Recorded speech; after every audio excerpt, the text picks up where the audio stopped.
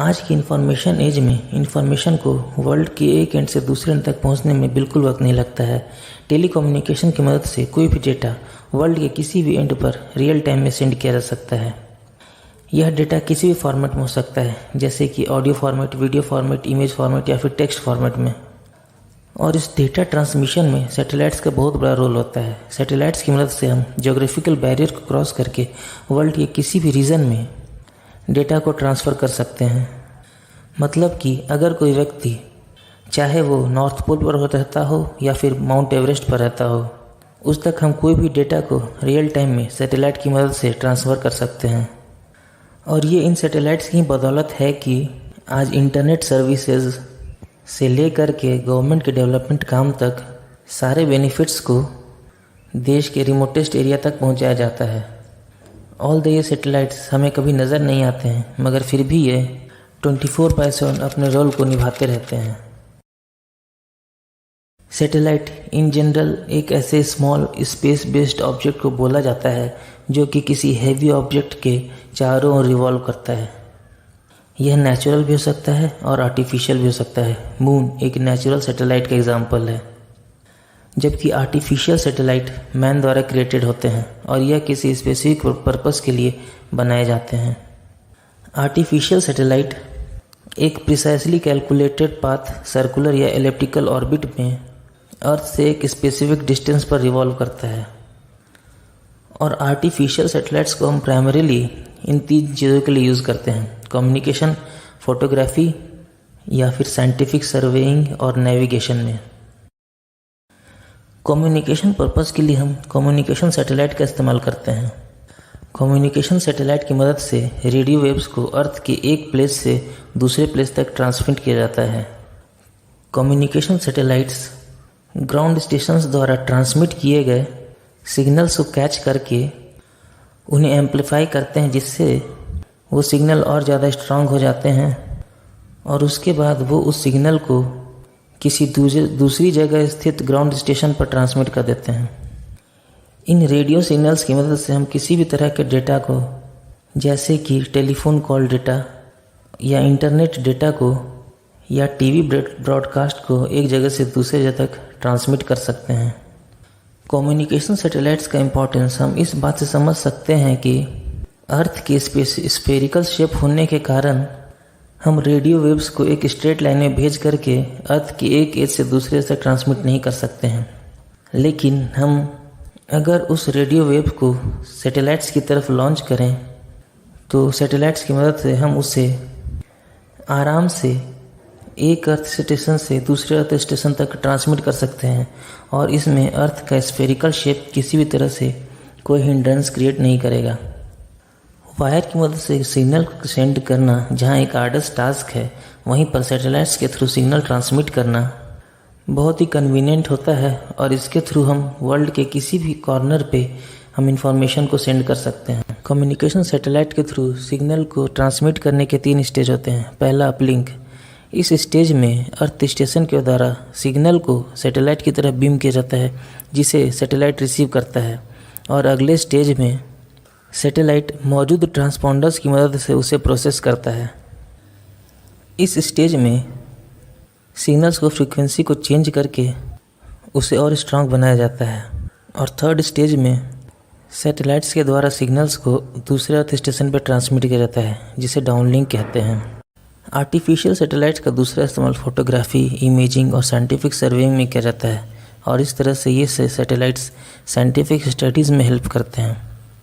इनकी मदद से वेदर फोरकास्ट और दूसरे नेचुरल इवेंट्स को एनालाइज किया जाता है। सैटेलाइट नेविगेशन सैटेलाइट्स के ग्लोबल नेटवर्क पर बेस्ड होती है। नेविगेशन के लिए mostly used GPS means global positioning satellite में 31 जीपीएस सैटेलाइट्स का इस्तेमाल किया जाता है और किसी भी आदमी की एग्जैक्ट लोकेशन को जानने के लिए 4 या मोर जीपीएस सैटेलाइट्स का इस्तेमाल किया जाता है। इनिशियली जीपीएस सैटेलाइट का इस्तेमाल यूएस द्वारा मिलिट्री पर्पस के लिए किया जाता था, मगर अब यह किसी भी सिविलियन के द्वारा यूज़ किया जा सकता है। सैटेलाइट्स को अर्थ से 30,000 किलोमीटर तक की ऊंचाई पर ऑर्बिट करना पड़ सकता है और एक सैटेलाइट की प्रोजेक्टेड लाइफ 20 ईयर्स तक हो सकती है। इसलिए सैटेलाइट्स को एडवर्स स्पेस एनवायरनमेंट के साथ साथ हाई रेडिएशन और एक्सट्रीम टेम्परेचर्स को बियर करने में भी कैपेबल होना चाहिए।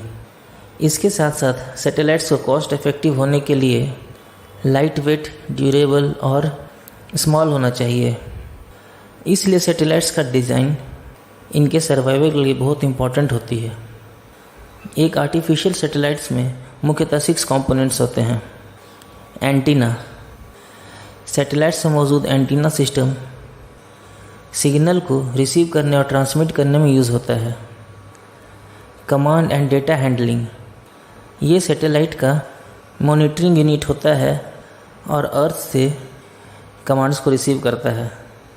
Guidance and stabilization unit, satellite का यह पार्ट इस बात को इंश्योर करता है कि सैटेलाइट अपने करेक्ट ऑर्बिट में है और अपने टारगेट की तरफ ठीक बढ़ रहा है। ज़रूरत पड़ने पर यह ज़रूरी मैन्यूवर्स करने के बाद सैटेलाइट को उसके करेक्ट पोजीशन पर ला सकता है। हाउसिंग, सैटेलाइट के इस पार्ट को स्ट्रॉन्ग मटेरियल से बनाया जाता है जिससे कि वह स्पेस के हार्श सिचुएशन को फेस कर सके। पावर यूनिट, पावर के लिए सैटेलाइट मोस्टली सोलर एनर्जी पर डिपेंड करते हैं। थर्मल कंट्रोल यूनिट, इस यूनिट की मदद से सैटेलाइट एक्सट्रीम टेम्परेचर चेंज को बियर करता है। ट्रांसपोंडर्स, ट्रांसपोंडर्स की मदद से सैटेलाइट अपलिंक फ्रीक्वेंसी को डाउनलोड फ्रीक्वेंसी में कन्वर्ट करते हैं और उसके बाद उसे अर्थ की ओर ट्रांसमिट करते हैं। केपलर्स लॉ, केपलर्स लॉ की मदद से हम किसी भी सैटेलाइट के ऑर्बिट को डिटरमाइन कर सकते हैं। केपलर्स लॉ में 3 लॉज होते हैं। Kepler's first law, Kepler's first law के अकॉर्डिंग कोई भी सैटेलाइट एलिप्टिकल पाथ पे मूव करता है। सर्कुलर पाथ भी एक तरह का एलिप्टिकल पाथ ही होता है जिसमें एक्सेंट्रिसिटी ई का वैल्यू 0 होता है। Kepler's second law, Kepler's second law के according satellite equal time interval में इक्वल एरिया स्वीप आउट करता है। केपलर्स के थर्ड लॉ के अकॉर्डिंग प्लैनेट के ऑर्बिटल पीरियड का स्क्वायर ऑर्बिट के सेमी मेजर एक्सिस का क्यूब होता है। इम्पॉर्टेंट ऑर्बिटल पैरामीटर्स, एपोजी, यह ऑर्बिट पर प्लैनेट से फारदेस्ट डिस्टेंस होता है। पेरिजी, यह सैटेलाइट के ऑर्बिट पर प्लैनेट से नियरेस्ट डिस्टेंस होता है।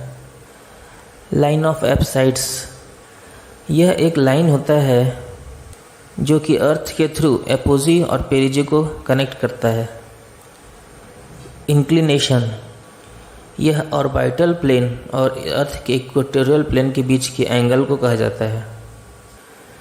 जियो स्टेशनरी ऑर्बिट, इस ऑर्बिट में सैटेलाइट अर्थ के रोटेशन के स्पीड पर अर्थ को रिवॉल्व करता है।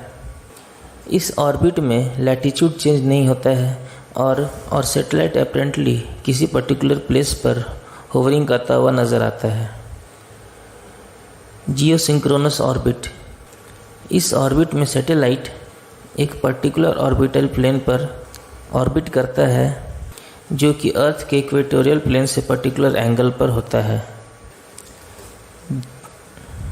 जीपीएस या global positioning satellite semi synchronous orbits में ऑर्बिट करते हैं, जहां जियो सिंक्रोनस सैटेलाइट्स को अर्थ को ऑर्बिट करने में 24 आवर्स लगता है, वहां ये सेमी सिंक्रोनस सैटेलाइट्स 12 आवर्स में अर्थ को ऑर्बिट करते हैं। हॉफमैन ट्रांसफ़र ऑर्बिट, इस मैन्यूवर का नाम German civil engineer Walter Hohmann के नाम पर रखा गया है। इस मैन्यूवर में सैटेलाइट को लो एल्टीट्यूड ऑर्बिट से इसके पेरिजी से हायर ऑर्बिट के एपोजी पर ट्रांसफ़र किया जाता है। इस मैन्यूवर में ऑर्बिट ट्रांसफ़र करने में कम एनर्जी की ज़रूरत पड़ती है। आज की डेट में सैटेलाइट बहुत सारे पर्पस के लिए यूज़ किया जाता है।